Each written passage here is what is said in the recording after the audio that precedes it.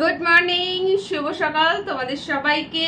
মহাসপ্তমীর অনেক অনেক অনেক শুভেচ্ছা জানিয়ে আজকের ব্লগটা শুরু করছি। অফিসিয়ালি আজকে থেকে দুর্গাপুজো চালু। দুর্গাপুজো মহালয়া থেকে চালু হয়ে গেছে। মানুষের ঘোড়া দেখে মনে হচ্ছে মহালয়া থেকেই আজকাল মানুষ ঘুরতে শুরু করেছে, বাট আমাদের ছোটবেলাটা অন্যরকম ছিল। আমাদের ছোটবেলায় সপ্তমী থেকে পুজো চালু ছিল, মানে মন্দিরে পুজো হয়, মানুষও ঘুরতে বেরোতো সপ্তমী থেকে। আর সপ্তমীর আগে প্যান্ডেলে ঠাকুর এসে গেলেও মায়ের মুখ কিন্তু ঢাকা থাকতো, মায়ের দর্শন আমরা করতে পারতাম না। সপ্তমীতে পুজো হতো, সেই দিন থেকে মায়ের মুখ খোলা হতো আর আমরাও দেখতে পেতাম। বাট এখন তো মহালয়া থেকেই সবকিছু হয়ে যাচ্ছে, সবাই ঘুরছে, তাই মহালয়া থেকেই দুর্গাপুজো চালু। এখন কিন্তু দুর্গাপুজো আর 4 দিনে সীমিত নেই, এখন কিন্তু পুরো মহালয়া থেকে চলছে, মানে 10 দিন এর বেশি ওরা পুজো এনজয় করে। সো যাই হোক, কি বলি আর কি, আজকে তো সপ্তমী আর আমাকে দেখতে পাচ্ছ আমি রেডি হয়ে গিয়েছি একদম। নতুন জামা কিনিনি বলেছিলাম, বাট খুঁজে খুঁজে এই একটা নতুন জামা পেলাম। খুব সুন্দর স্লিভের একটা ড্রেস, দেখো সুন্দর না? এটা না রেখে রেখে ভাঁজ পড়ে গেছে, হাতাটা অ্যাকচুয়ালি আসবে এই রকম, ঠিক আছে? পেছনটাও পুরো গুটিয়ে গেছে, এটাকে একটুখানি আয়রন করে নিলে ভালো হতো, আয়রন করা হয়নি। সো যাই হোক, হাতাটা ঠিক এইরকম, তোমাদেরকে দেখাই। এটা মিনিমাম 2 বছর আগে আমি মিশো থেকে কিনেছিলাম, বাট এটা না প্রচন্ড লুজ ছিল। এইগুলো ভীষণ লুজ ছিল, আর লুজ থাকার কারণে আমি এটা পরিনি, রাখা ছিল। তো এবছর তো বললাম তোমাদেরকে যে একটাও নতুন কিছু জামা কিনিনি। সো ভাবছিলাম আজকে থেকে তো পুজো চালু, আর এখন আমি বাড়ি যাব। মানে আজকে কোনো অফিসের কাজ নেই, কাল রাতে ছিলাম, বাট এখন আমি বাড়ি চলে যাব। আর এই যে দেখো ব্যাগ গুছিয়ে নিয়েছি, এটা আমার অফিসের ব্যাগ, বাট আজকে এর মধ্যে জামা টামা ভর্তি, কারণ ওই বাড়িতে আমার কিছু জিনিস নেই, সব এই বাড়িতে রাখা থাকে।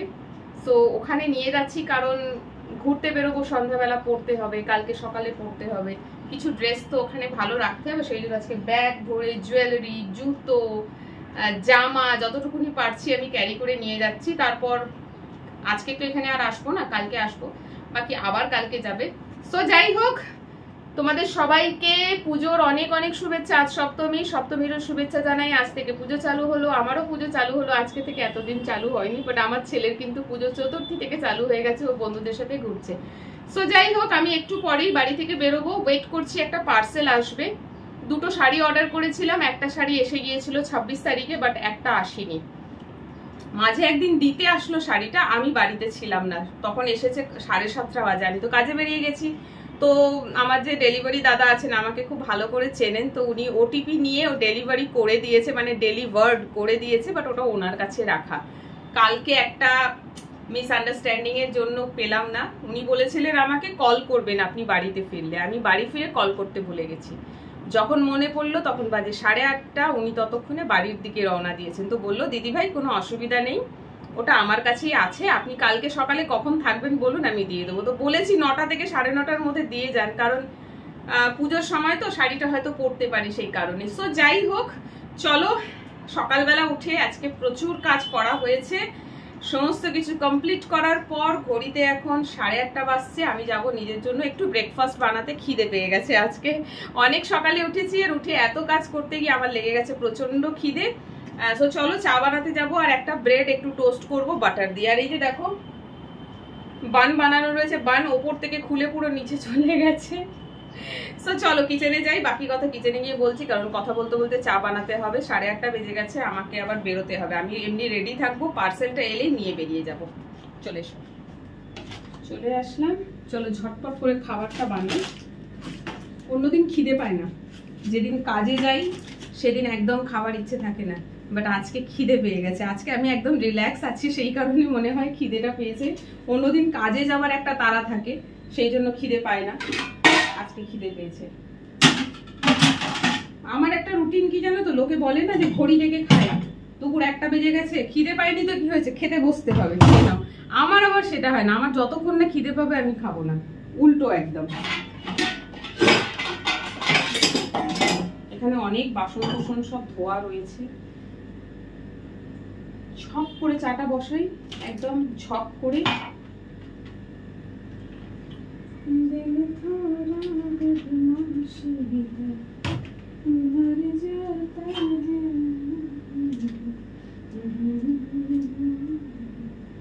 তোমরা সবাই সুস্থ সবল ভাবে পুজো এনজয় করো, খুব করে ঘোরো। পুজো কদিন মন খারাপ করো না। যার ঘোরার লোক আছে সে তো খুব আনন্দ করবে পুজো কদিন, বাট যার ঘোরার লোক নেই সে কি করবে? তার তো আজকের দিনে মন খারাপ হবে, যেমন আমি। সো যাই হোক, আমার ছোট্ট একটা ছেলে আছে, ছোট্ট মানে এত ছোট নয়, একটু বড় হয়েছে, তাকে নিয়েই বেরোবো।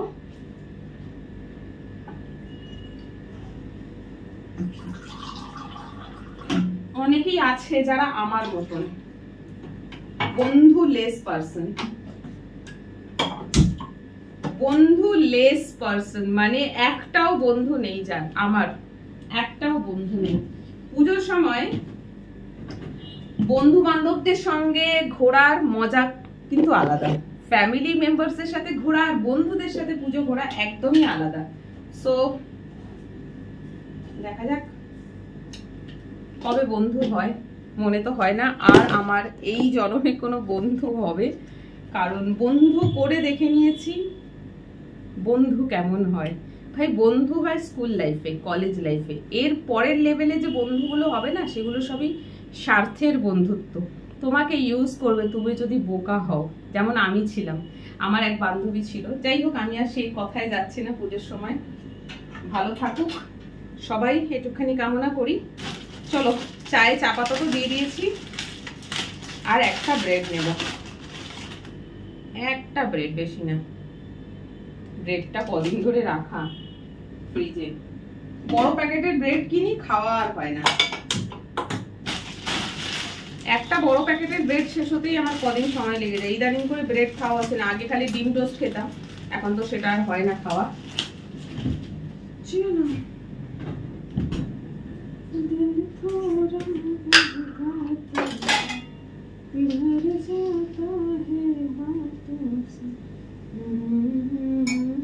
আজকে সপ্তমীর কি প্ল্যান তোমাদের? আমারটা তো বলেই দিয়েছি, আমারটা আমি সবটাই লাইভে শেয়ার করেছি তোমাদের সাথে, যে হ্যাঁ আজকের দিনটা ছুটি আছে, অফিসে যাব না কাজে, এরপর কাজে বেরোতে হবে কালকে থেকে। মানে আজকে যাব না, ভুল বললাম, আজকেও যাবার আছে, দেখছি ম্যানেজ করতে হবে টাইম। পুজো মানেই বুঝতে পারছো, বাড়িতে রান্না বান্না একটা আলাদাই ইয়ে থাকে, কোনো ইয়ে নেই, মানে কোনো বাড়িতে কোনো পুজো হচ্ছে না বা কোনো রিলেটিভ আসছে তা নয়, বাট আমরা নিজেরা নিজেদের মধ্যেই ব্যস্ত থাকি। পুজোর সময় একটু আলাদা খাওয়া দাওয়া আয়োজন থাকে, তার জন্য বাজার যেতে হয়, বাড়িতে করতে হয় রান্না। অন্য সময় বাড়িতে থাকি না, মা করে, বাট পুজো কদিন বাড়ি আছি তো আমাকে তো হাত লাগাতেই হবে। সো এইসব করতেই ব্যস্ত থাকবো আর কি। চলো, এদিকে পাউরুটিটা গরম হয়ে গেল, চাও ফুটে গেছে, আর এই যে এখানে বাটার আছে, একটু বাটার লাগাবো। মোটামুটি হয়েছে, ব্রেড শাকা হয়ে গেছে, বাটারটা শক্ত হয়ে রয়েছে, দেখো বের করেছি 10 মিনিট হবে, এখনো গলেইনি বাটারটা। তো আমি যেটা করব সেটা হচ্ছে বাটারটাকে এখান থেকে চামচে করে বের করে নিয়ে ব্রেডের ওপর রেখে দেবো, গলে যাবে তাহলে। এখন তো এই বাটার খাওয়া কমিয়ে দিয়েছি, আমার একটা সময় ছিল যে এই বাটার দিয়ে টোস্ট খেতে দারুণ লাগতো, বাট এখন খাই না। এখন খাই হচ্ছে তোমার পিনাট বাটার, ব্রেডে বাটার লাগিয়ে খেতে হলে পিনাট বাটার খাই, আর এইটা রাখা থাকে, মাঝে মধ্যে একটু এই বাটার দিয়ে খেতে ইচ্ছে করে, তখন এটা বার করি। তো চলো, গ্যাস বন্ধ করলাম, এই বাটারটাকে ভেতরে রাখি, ব্রেকফাস্ট রেডি। এই দেখো ব্রেডের উপরে বাটারটা দিয়েছি, ভাপে গরম হয়ে বাটারটা মেল্ট হয়ে যাচ্ছে। এবারে আমি এটাকে চামচ দিয়ে স্প্রেড করে দিচ্ছি। বাটারটা অ্যাকচুয়ালি ফ্রিজে রাখা থাকে, গরমকালে বাটার বাইরে রাখলে না জল হয়ে যাচ্ছে পুরো, খাওয়া যায় না তখন আর। So toast ready.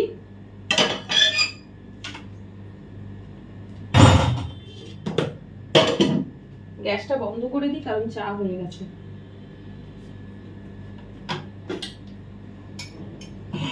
বাইরে চাদর শুকোতে দেওয়া রয়েছে, কালকে রাতে বিছানার চাদর কেচেছিলাম, যেটা আজকে সকাল সকাল উঠে বাইরে দড়িতে দিয়ে এসেছি, কারণ বাড়িতে অনেক জামা কাপড় আছে যেগুলো রোদে দেওয়া হয় না, তাই শুকোতে দেরি লাগে। এবার চাদর কোথায় দেবো, জায়গা পাচ্ছি না, সেই জন্য চাদরটা রোদে দিয়ে এসেছি। ব্যাস, আমার ব্রেকফাস্ট রেডি, খাবো আর টুকটাক একটু রেডি হবার আছে, হব দিয়ে তারপরে চাদর তুলবো আর পার্সেলটার জন্য ওয়েট করছি বেশিরভাগ। চলো রুমে এসো। চলে আসলাম বেডরুমে, আগে একটু জল খাই, দাঁড়াও। মুখটা চকচক করছে না? করবে না চকচক? আজকে স্কিন কেয়ার করেছি হলুদ গুঁড়োর পাউডার দিয়ে, যেটাকে রোস্ট করে পুড়িয়ে দিয়েছি পুরো। সো যাই হোক, ব্লগে তোমরা ওর ব্লগ পাবে খুব তাড়াতাড়ি। হাতে লাগিয়েছিলাম, তবে আমার হাতে না প্রচন্ড ট্যান, ফেসের থেকেও বেশি ট্যান হচ্ছে আমার হাতে। তো খুব একটা একদিনে অ্যাপ্লাই করাতে খুব একটা বেশি যে ক্লিন হয়েছে তা নয়, তবে এটা কিন্তু রেগুলার করতে হবে, তবে কি হবে। কারণ আমি আমার ফেসে অ্যাপ্লাই করে অনেক ভালো কাজ পেয়েছিলাম। ফেসে যদিও ট্যান কম ছিল, হাতে আর পায়ে বেশি ট্যান ছিল। মুখটা না ছাতা ইউজ করলে ঢাকা পড়ে যায়, একটু হলেও ট্যান কম থাকে, বাট হাতগুলো একদম ওপেন থাকে, সেই কারণে হাতে বেশি, পায়ের থেকেও বেশি। সো যাই হোক, চলো চুলটা, ফ্যান চলছে তো চুলটা এখন একটুখানি খুলে থাকি, তাহলে যেতে যেতে শুকিয়ে যাবে। কারণ বাইরে যা গরম, এই গরমে না চুল খুলে একেবারে কোথাও যাওয়া যায় না। সো দাঁড়াও 1 মিনিট, বৃষ্টি পড়ছে কিনা দেখি। বাইরে চাদর দেওয়া আছে, সেটাই দেখছিলাম। বৃষ্টি পড়লে আমি আবার জানতেই পারবো না চাদরটা ভিজে যাবে, কারণ চাদরটা রয়েছে আমার ওই সাইডে দেওয়া। সো চলো, ঢাকির আওয়াজ শুনতে পাচ্ছ? সপ্তমীর দিন থেকে কিন্তু এই ঢাকির আওয়াজ, এতদিন ষষ্ঠী অবধি ঢাকির আওয়াজ আমরা প্যান্ডেলে পাইনি। সপ্তমীর সকাল থেকে ঢাকির আওয়াজ শুরু হয়, কারণ সকাল হলেই তিথি অনুযায়ী কলা বউ স্নানে যান। তো আমি আজকে বারে বারেই পাচ্ছি, এখন আওয়াজটা কম তো একটু পরেই আবার বেড়ে যাবে। তো আমার বারবার মনে হচ্ছে, শুরুতে যখন শুনলাম তখন মনে হলো যেন কলা বউ স্নানে যাচ্ছে, বাট তারপরে আবারও আওয়াজটা জোরে হচ্ছে। দেখো,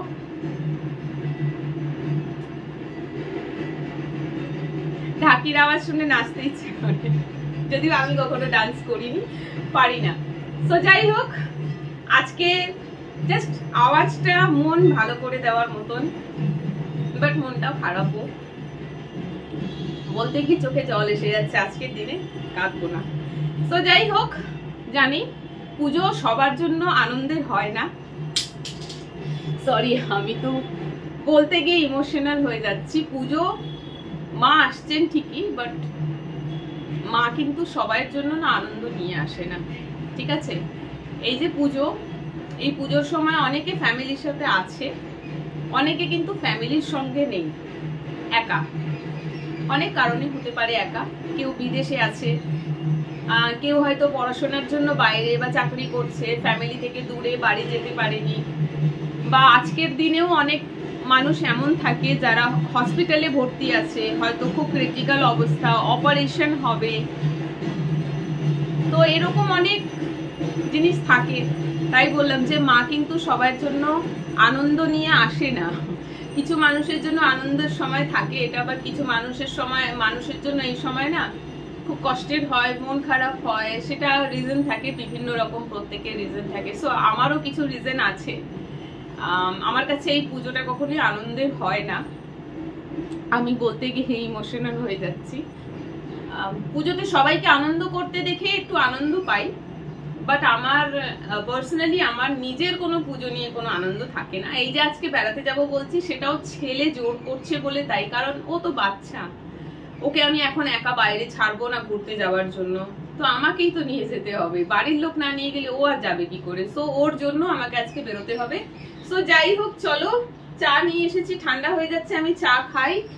আর আমার যে শাড়িটা ডেলিভারি আজকে আসার ছিল, দেখি ওয়েট করি কতক্ষণে আসবে। আমি তো বলেছি 9:30টার ভিতরে দিয়ে যেতে, কারণ আমাকে বাড়ি ফিরতে হবে তাড়াতাড়ি করে, দুপুরের খাওয়া দাওয়ার একটা ব্যাপার আছে, কি বানাবে না বানাবে সেখানে আমাকে হেল্প করতে হবে। সো চলো, আজকের ব্লগটা এখানেই শেষ করছি। তোমাদের সবাইকে মহাসপ্তমীর অনেক অনেক অনেক শুভেচ্ছা জানিয়ে আজকের ব্লগটা শেষ করলাম।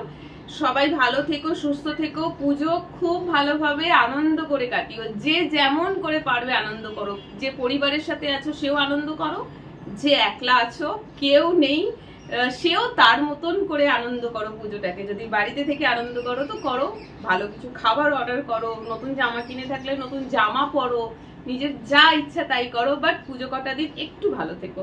সো আজকের ব্লগটা এখানে শেষ করছি। সবাই ভালো থেকো, সুস্থ থেকো, টাটা।